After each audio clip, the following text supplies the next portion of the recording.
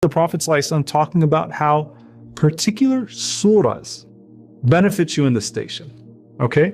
So he said, recite the Quran, for on the day of resurrection it will come as an intercessor for its reciters. Then he said, اقرأوا الزهروين البقرة وسورة آل عمران.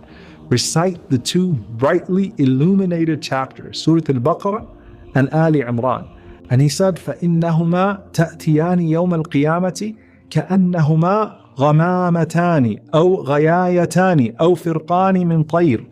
He said, for on the day of resurrection, they will come as if they were two clouds or two shades or two flocks of birds.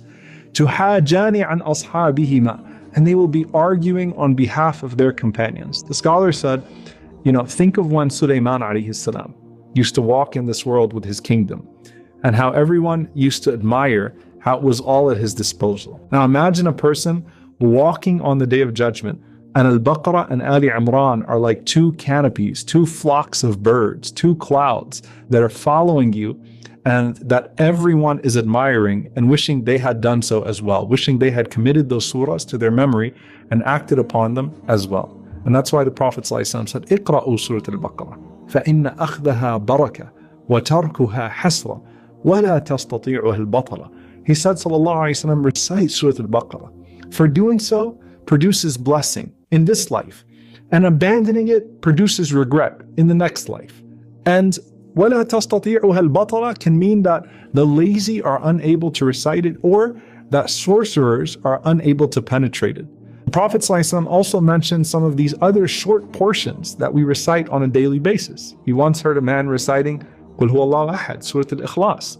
And the Prophet ﷺ responded and he said, wajabat, wajabat, wajabat. It has become mandatory. And they asked the Prophet ﷺ what he was speaking about. He said, Jannah has become mandatory for that person by their recitation of Qul huwallahu ahad, something so simple. But paradise is mandatory for the one who knows and who commits to Surah Al-Ikhlas, Qul huwallahu ahad. In another authentic hadith, the Prophet ﷺ said, whoever recites Ayatul Kursi, Allahu la ilaha illahu, after every one of the prescribed prayers, the Prophet ﷺ said, Lam yamna'hu min dukhulil jannati illa an yamut. Nothing is standing between him and his entrance into paradise except for death. Meaning it is guaranteed for him at that point that he's going to enter into Jannah.